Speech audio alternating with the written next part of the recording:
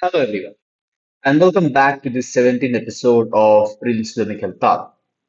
And yeah, it's been a long days that we didn't come up with a video for the series. I was searching for some games which may, appeal us tactically a lot. But today I found one and decided to, resume the series.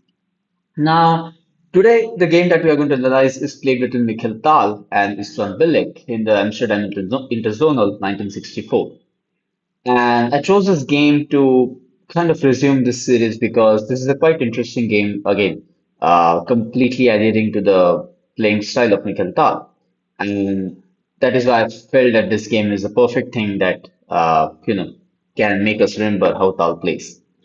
So yeah, let's dive right into the game. So Talos with the white pieces, he has played a fantastic opening here. And if I just redo the last move, Bilek has just captured the pawn on e5, which makes sense. I mean, he had no other choice otherwise. If the pawn was a lot dangerous in the center. So now after this trade on e5, what options does Tal have? So, if we were playing this position, or if you see the position from a human point of perspective, there is an aggressive approach of, kind of sacrificing the knight and putting more pressure on the e7 bishop. There is a standard approach. You can go back with the knight, ask black to castle, and then win the e5 pawn comfortably. And you will be up a pawn, and you will be uh, I'm sorry, I think up a pawn, and we will be completely better. At least White will be playing for a victory. But Tal has something different in his mind. And you guys can pause the video here to check what Tal played, but or you can guess at this move. But because this is going to be a much shorter video, I will just go on with the move for those who want to enjoy the show. So Tal plays the move knight to e6 here, and neither knight to f3, neither any rook to e1 ideas to put any pressure on the d6 bishop, on the e7 bishop. Sorry. And this knight to e6 move comes up with a lot of poison. First of all, what happens if you take? And second is what happens if you ignore it? Of course, you can't take it with the bishop because that's an even trade, just pawn captures on e6, and that will be a perfect position for white.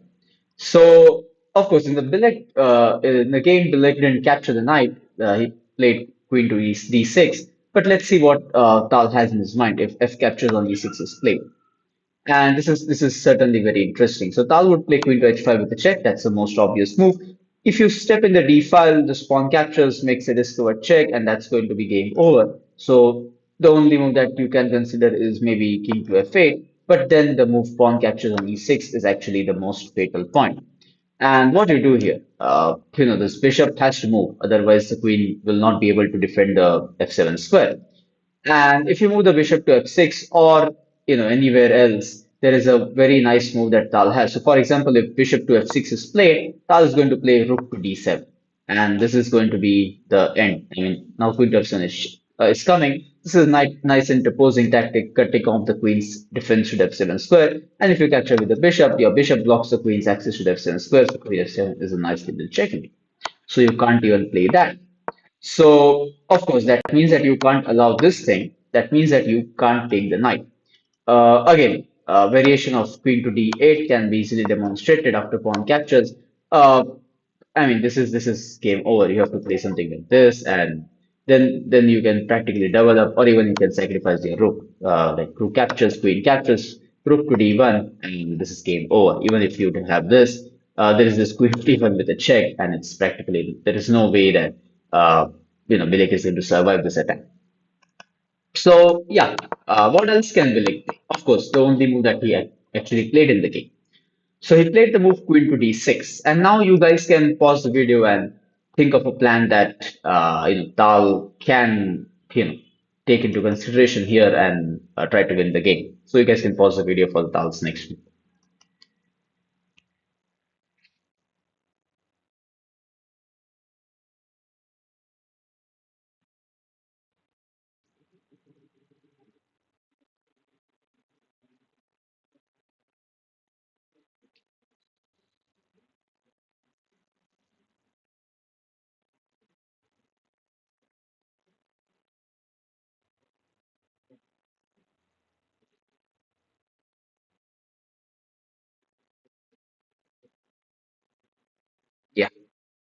Perfect. So for those who could spot it, this is the correct moment of taking the you know undefended pawn.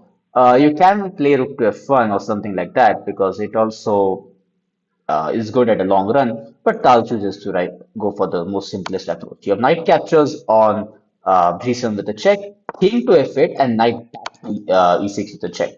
And again, you can't take for the same reasons. You will have a check, the king will move inside, you will have a check with the queen, so I can just show you the line, something like this. If you step here, then that is going to be a slaughterhouse. I mean, simply queen g4 check, pawn captures, everything is going to be coming much more with much more speed because the king is in open file. So better to go king e8, but then comes queen to h5 with check, and wherever you go, d8 much better, simply pawn captures, the queen is pinned, and it's going to be game over.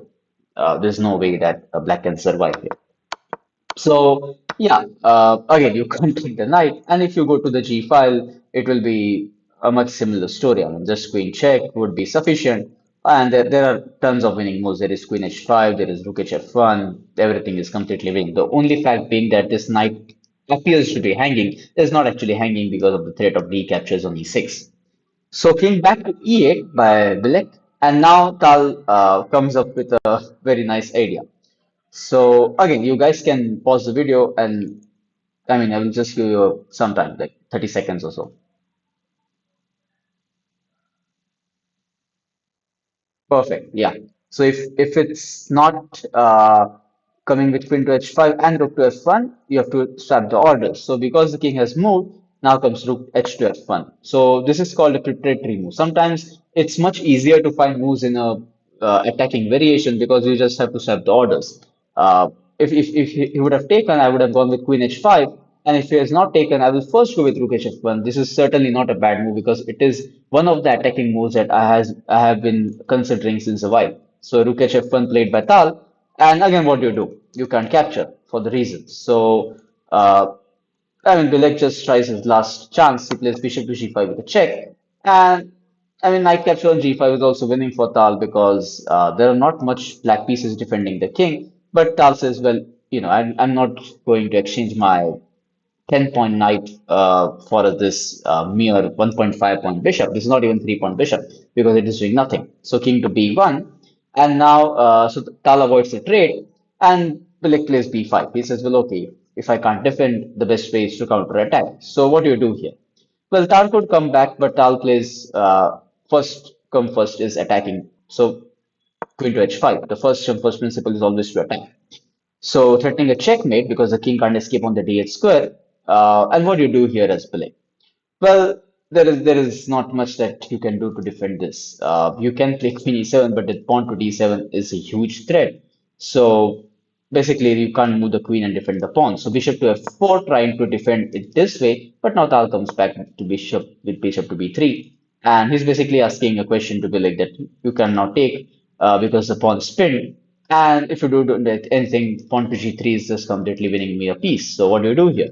So Bilek goes for pawn to a5. Again, this is not the best approach. He threatens that if pawn to g3, pawn to a4 would at least ensure equal trade because the bishop on b3 is trapped. But Tal says, well, that's not going to happen today. So again, the next move Tal plays is this is one of the last moves of the game. So you guys can pause the video and find to figure out what Tal played here.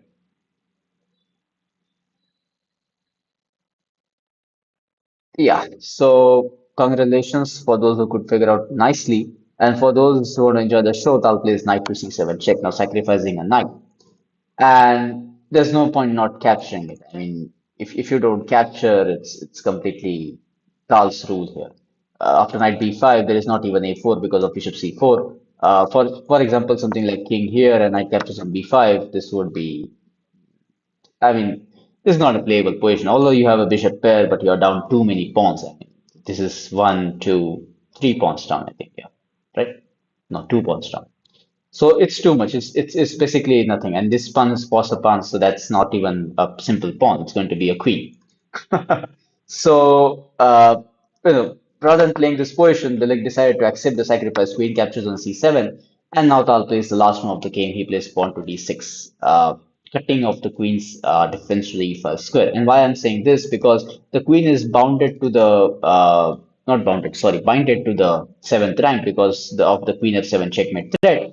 And if you try to maintain in the seventh rank, suppose like queen to d7, then comes rook captures on f4. And you can capture, but now the e5 square is not defended by the queen. So now comes queen to e5 with a check. King f8, queen to h8 is a mate. And if you go here, just queen check, king here, queen check, king have to king have to go to d7. Now comes bishop captures on f7, and it's practically game over. There is nothing that Bilek can do here. There is nothing. You can't even go queen d8 because bishop e6 picks up the queen. Uh, for example, I will just do an example of queen d8 offering a trade, bishop e6 check. If you go king c6, just you lose the queen on d8. And if you go king to e8, just queen f7 is a nice little checking. So yeah, in this position after pawn to d6, just let's go a few moves behind. Yeah. After pawn to d6, Bilek realized that this is, he's not going to survive this. So he decided to resign the game. So yeah, another very powerful victory for Mikhail and a nice game for us to, come back into that zone of sacrifices and the playing style of Mikhail. So yeah, I hope you guys enjoyed it. And if you haven't subscribed to our channel, you should subscribe it right now, pressing the subscribe button downstairs. And yeah, we have been doing multiple series these days. Like we have the blindfold chess series, we have the puzzle rush series. So certainly, we have been looking forward to make worthy content. So yeah, stay tuned for the next episode of This is Mikhail Tal, and I will be back with one more such, I would like to say, one more such exciting game of Tal, full of enthusiasm and fierce attack. Thank you.